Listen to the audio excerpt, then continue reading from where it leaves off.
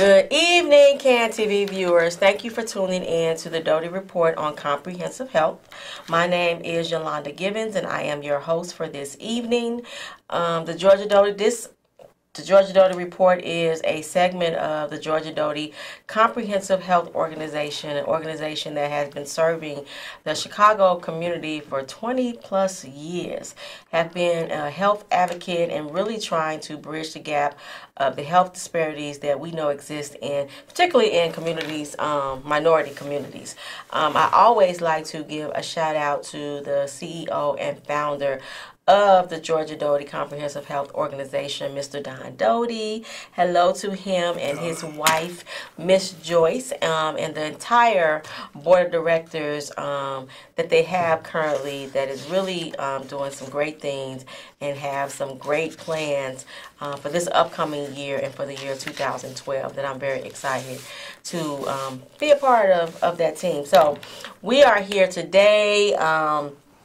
We have a great guest, and as always, we're just going to be having some conversation. Today, we're going to be talking about health and health care in the jails, in the prisons, and just really about what's the connection between that and the health of our community. So I'm excited about our guest, Mr. Russel Jackson. Right? Right? Okay, I got it right. You know, I'm always trying to remember stuff off the top of my head.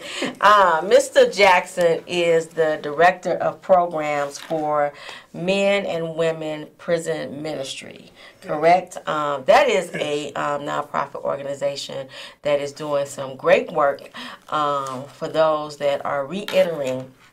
What do we call Returning it? citizens. Returning citizens. Really being a support for them and guidance and really help them to try to get everything in order so that they can get their lives back on track. Is that correct? Right, yeah. That's correct. So tell us, we're going to start by, if you could tell us, the viewers, a little bit about yourself and a little bit about the organization. Okay, so the name of the organization is Men and Women in Prison Ministry. We're a nonprofit organization serving the reentry community. The main thing we do is we help people reestablish themselves or transition themselves back into society, either coming from prison or jail. Start off with the Social Security card, birth certificate, and a state ID so they can actually access other services. And from there, we would try to help them get housing, help them get a job. You know, some things are tough, but most things are possible. So wherever we can help them get to transition back into society or to reduce the recidivism rate, we try to make sure we can help them get that. Okay. And a little bit about you. I'm Russel Jackson. I am a returning citizen, and that's why I'm so passionate about the work that Men and Women Prison Ministry do. I've been here for 10 years.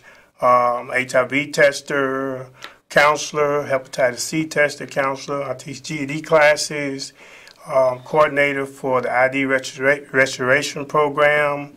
I just want to give back to the community. Okay. And whatever I could do to help another returning citizen transition as well as our transition, then that's the goal of Men and Women Prison Ministry. That's what we want to do. And you're an example.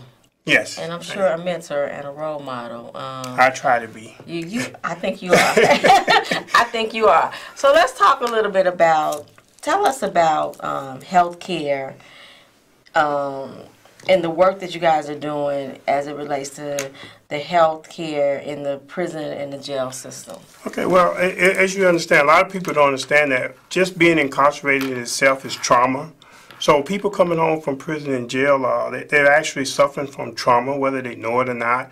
So what we've done at Men and Women Prison Ministry, we try to make sure that when they come in, that they get a mental health screening. Okay. You know, have a screening, even if it's just to sit down and talk to somebody. We have a psychiatrist there, a mental health professional, and he just talks to them. For those that want to talk, those that don't want to talk, of course, you know, they can opt out. But we just suggest that, you know, you just talk to somebody. In prison, you know, health care is inadequate here in the state of Illinois. So when coming home, you know, a person, this is probably the first time they get checked out good. You know what I'm saying? In prison, they check them out, but a lot of times they won't go to the health care line because there's a pay. and $10 a month is probably what they get. So, and they have to pay $5 of that to see the doctor. And a lot of time people will not see the doctor because they don't want to pay the $5. And the copay is really a bad thing in the state of Illinois. Okay. Of course, I found out recently that it's $7.50 in the state of Wisconsin. But at the same time, we think we should get rid of the copay. We're doing some research on it. We have an organization program at Men and Women Prison Ministry called the Harm Reduction in Prison Coalition. And this is about health care in the prison. How's it going? What's happening? We have the meeting on the fourth Friday of every month. Okay. And the people there are the people who are coming home from prison and jail and updating us on what's happening in the prison, what's happening in the jail. A lot of people thought the $5 copay had gone away. People come home weekly, monthly, and they come to the meeting and they tell us that it's still going on. So actually this $5 copay is going on. And it's a hindrance to a person's health. So if they're not getting good health care while they're in there, and they're coming home, when they come home, then the health care is still bad. So for the Harm Reduction in Prison Coalition, we have a motto that good prison health is good community health. You know what I'm saying? Since they're coming home, and they got to have that good health. Right.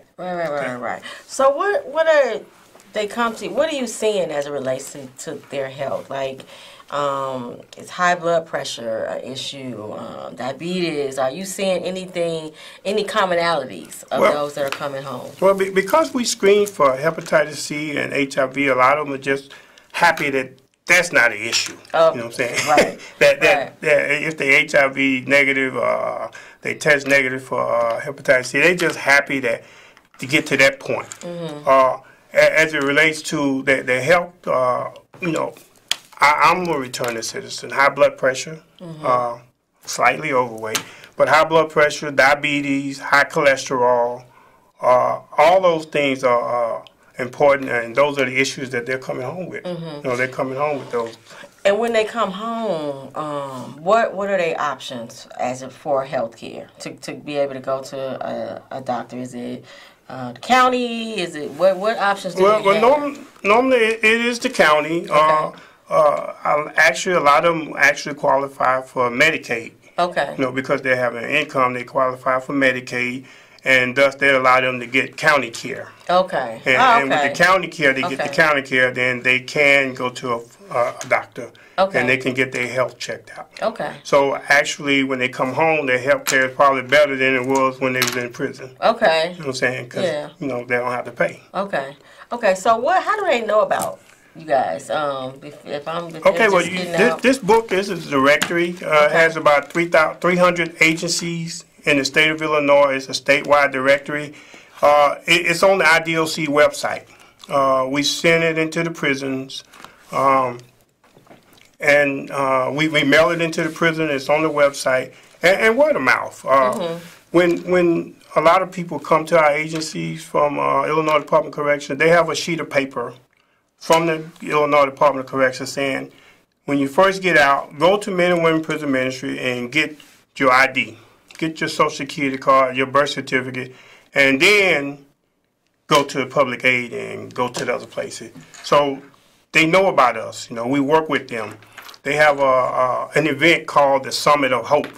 Okay. And the Summit of Hope is for those returning citizens back into the community.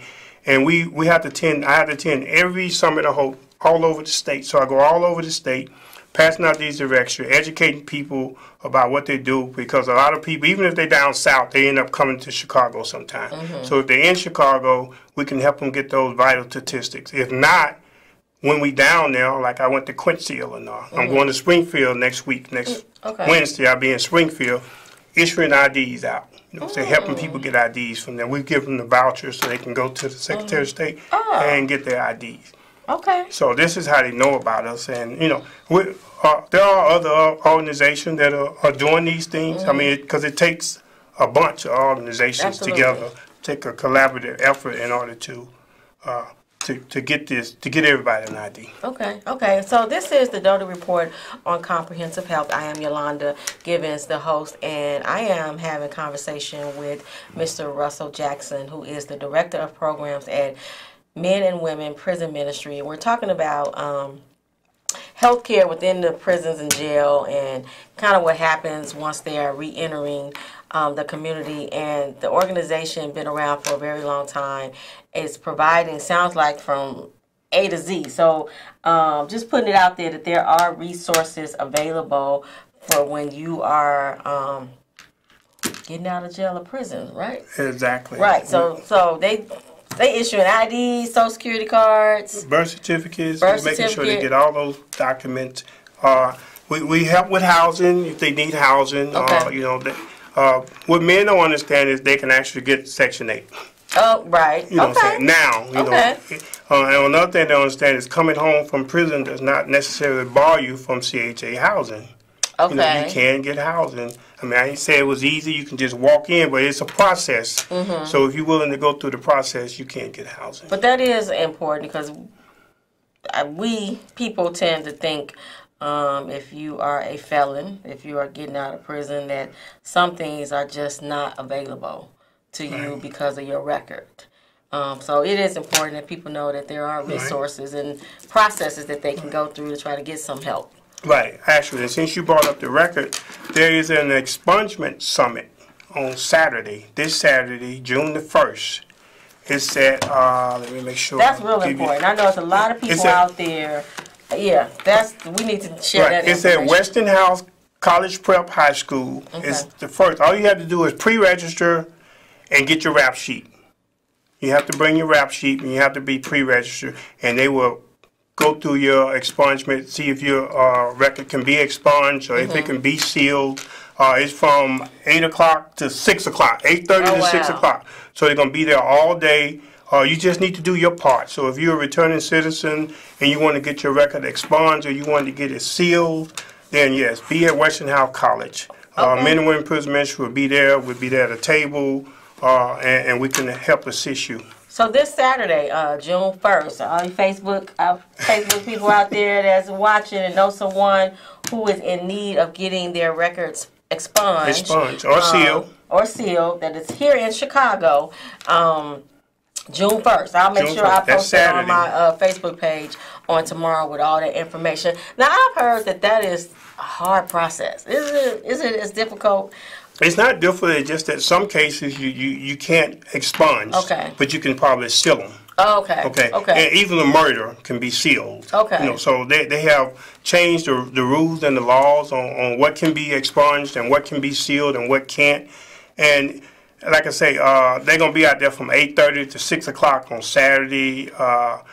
And they're going to have attorneys there to help you make sure all the paperwork is filled out and get all your stuff. All you have to do is bring your rap sheet and be pre-registered.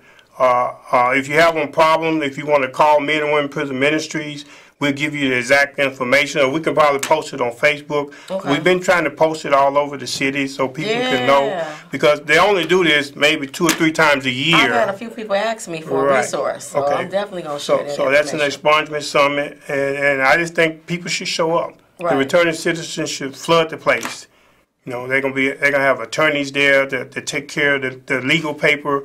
I think the most out of pocket that a returning citizen would probably have would be, I think it's $15, $16 for your rap sheet. Okay. That would be it. That's good. Okay. So I know you said that you are HIV and hepatitis C counselor, tester and counselor, and tester. So can you are you seeing a lot of returning citizens? Are they testing positive? Is it rare? I guess my question is, why is this organization, there had to be a reason why those particular tests? Okay, so I actually, in another hat that I wear, I'm a corrections case manager, which means that I manage between 25 and 35 individuals, male and female, that are coming out of prisons or jail that are HIV positive. Okay. And I manage their case for them. Okay. So that's why we do those tests. As far as people coming home from prison and jails, what we're finding is that they're testing positive for Hep C, for hepatitis C. not so much HIV. Okay. And about I'll say 50 to 70% of those who test positive for hepatitis C knew that they had hepatitis C. Okay. They were probably tested in the prison and wasn't given the treatment. I think recently the prison has started treating the people. Okay. But before they were just testing them and tell them get treated when you get home. You know, blase skip it here, and they weren't getting the treatment. So they was coming home. They was screening. They didn't want to tell us that they was a Hep C positive. So when we found out, then they tell us, and then we connect them to care. Okay. So there are places, there is a cure for hepatitis C, and there are a few places that are actually treating people for hepatitis C. Okay, and how are they contracting it? Tattoos, intravenous drug users, Okay. and of course sex. Okay. Right. So those are the 3 ways to transmit hepatitis C. So, but in prisons and jail, you know, mostly tattoos and intravenous drug users. Okay. So that's how they're getting it. Okay, but Hep C is curable. It is curable. Okay. There's a cure for it, and there are agencies that are actually giving people the cure. At one time, when the cure first came out, it was so expensive that they couldn't get it. It was just so expensive that they would make sure that the person wasn't using drugs, or they had to be clean for 6 months, and then they can give it to them. But all that has changed, and now the law has stated that anyone who is Hep C positive should have access to a cure. Right. And right. that's what they're doing now. Okay. So again, this is a Doty Report on Comprehensive Health. I have Mr. Russel Jackson here, the Director of Programs at Men and Women Prison Ministry, a nonprofit organization that's doing some really, really great work. So let's get back to the topic of health and healthcare in the jail and the prison. What is it that the community should know about that? And can they be a voice or an advocate? I would love for, especially the returning citizens, if they could join Men and Women Prison Ministry at the Harm Reduction in Prison Coalition. It's the 4th Friday every month. This is a meeting where organizations come together to collaborate, to kind of find out what's going on in the healthcare industry, in the prisons. Why people are coming home sick, why people are coming home dying, why people are not getting adequate health care. I mean, I know a lot of times people say, well, they're in prison. What difference does it make? You know what I'm saying? But at the same time, you know, we're talking about human beings. I was just going to say, they're human beings. Right. But they don't see it that way. They just say, well, when they get out, they can take care of. A lot of time when they get out, it's too late. Right. You know what I'm saying? So what we would like to do at Men and Women Prison, we want to have those people at the table. Okay. And a lot of time we find that we have organizations at the table, but we don't have those individuals that are being discriminated against, or the people who are being hindered by this health care. We're having a hard time getting them to the table.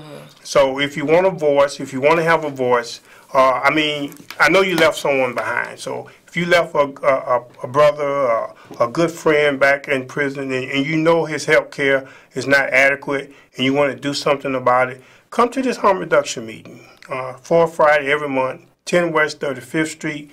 If you come to that meeting, you will find out that there are people, there are organizations that want to help, that want to change the way health care is given in the state of Illinois. And there's opportunity for returning citizens to give back. Right, give back. Exactly. And again, have a voice. So I have to ask this question because I think just from the regular person, and we know people, our friends and family, somebody's getting out of prison, jobs seem to be always an issue or a concern, or we think or we say that's why they end up going back because they can't find a job. How true is that? And are there jobs for returning citizens? To answer that, it would be, I would just have to say yes. But I can't just say yes. I have to kind of go into it a little bit.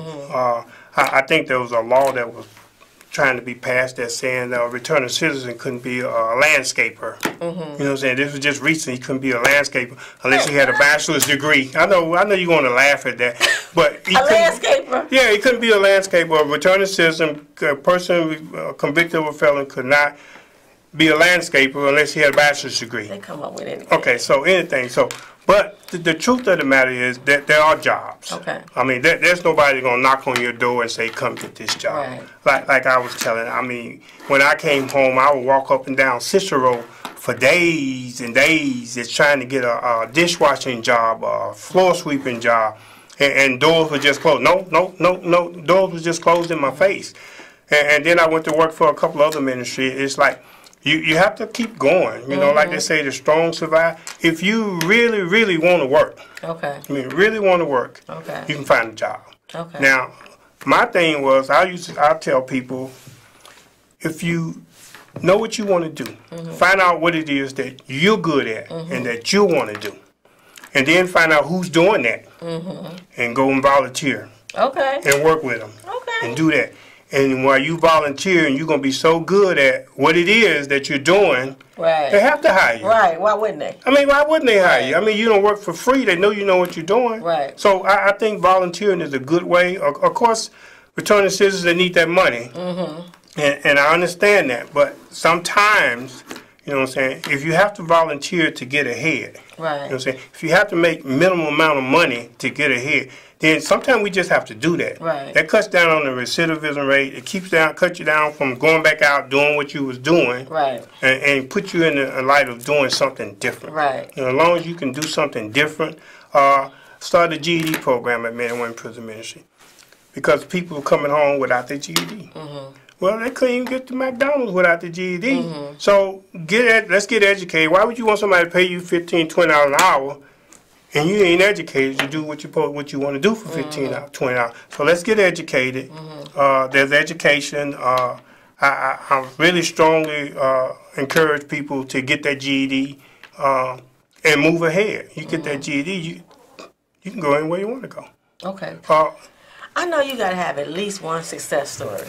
Well, you're looking at one. I mean, really? You want to say that. You know what I'm saying? You gonna say that. You're looking at one. Yeah, absolutely. There are others. I mean, there's a lot. I run into people every day. That's why what I want to do is I just cleared it with my CEO and my COO that I can start hosting reentry meeting. Just to get the brothers together on a Saturday or a Friday. Nice. Just come to the building. We'll probably have, and let's talk about what's going on. Let's talk about what you want to do and what's going on. Right. I think they just need a place to come where they can just talk. Well, I think we all need a place that we can go talk and around people who you used to be comfortable with. Right. Yeah. So if you get a bunch of brothers, returning citizens who can relate to each other, and just get them together. And find out, okay, what's happening to you. I even have people come in the office now where they got hired on the job. They'll bring that flyer to me and put it up on the bulletin board. So if someone else want to work, they see that flyer, then they can go to work too. Nice. So we doing that kind of stuff. So I gotta ask: is more men than women? Is more women than men? Because we think it's all men, but well, men and women in prison ministry, men and women. There are more black men locked up than there are black women locked up. Not that we discriminate, because we serve Latino, we serve white, we serve Asians. From time to time, they trickle in when but on average, and recently there have been more women being incarcerated lately, and so. Of course, it's still about 70-30 right now. 70% men, 30% women. And we just encourage anybody that's coming home from prison or jail to come by and check us out, and we'll take care of you.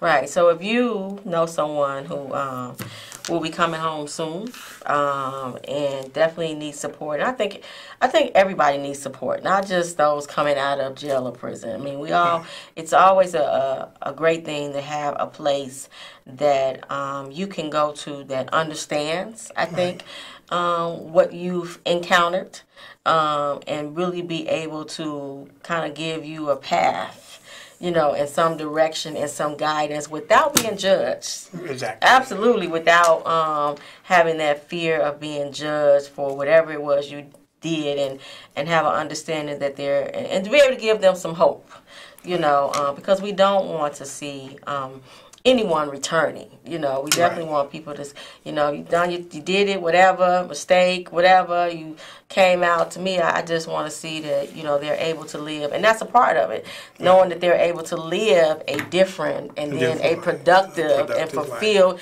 and of course, a healthy life. Healthy life. And of course, healthy life. Okay. Can I give a shout out? Yeah, give all the shout outs you want. I got to give one. I got to give at least two. I want to give a shout out to Reverend Doris Green. Yeah, she's an angel. Green. I want to give a shout out to Kimberly Wallace, COO. It's like they the backbone of Men and Women Prison Ministry, and they allow me to do what I do because they trust me and they know that I'm going to do what's in the best interest of Men and Women Prison Ministry. Hi, baby. Say to my wife, my mother-in-law. It's like a family organization, and just want to say hi to everybody. If I miss you, don't take it personal. Right. Charge it to his mind. Charge it to me. I got too many questions to ask. Don't charge it to his heart. I think that you guys are doing some really great work, and it's important work. And people really need to know that agencies like yourself, and there are other agencies as well that's doing something there similar. Are other agencies. Because I don't think they stand out. People don't think, you know, is there a place that my brother getting out of jail that he can go to get some help? And most of the time we don't know. Really? Okay. And people are trying to scramble and try to figure out, and I think that's what happens. They get lost and get discouraged. So it is a great thing to know that there are organizations like this organization, and that they are really making a difference and having an impact and changing lives. We're down to our last couple of minutes, so I am going to, of course, give you the last few minutes to give some final words or whatever it is that you would like to share with our viewers. Okay, so I really just like to, I'm really serious about the returning citizen group. If you are a returning citizen and you want to be with like-minded people who are thinking positive and want to do something positive, you know, come check us out, 10 West 35th Street. And I also want to reiterate that although we serve the reentry population and we stress prison and jail, if someone come into our office, and often it does, and they have no reentry background at all, of course we still assist them. Okay? We will assist them, and we will lead them to a path where they can get whatever it is that they want.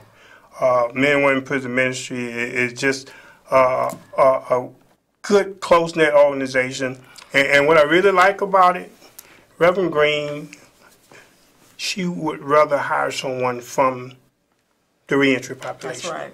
Because those people, as myself, we understand what happens when a guy come in and pissed off and angry and just need to blow off some steam. Right. So we understand that we can just relax, let him blow off his steam, and then he'll be all right. Right. So she really likes hiring people from the reentry population because they understand who's coming into the office. Right. So I like that. That's what's up, Reverend Green. You and Kim over there doing y'all thing. It is a great thing.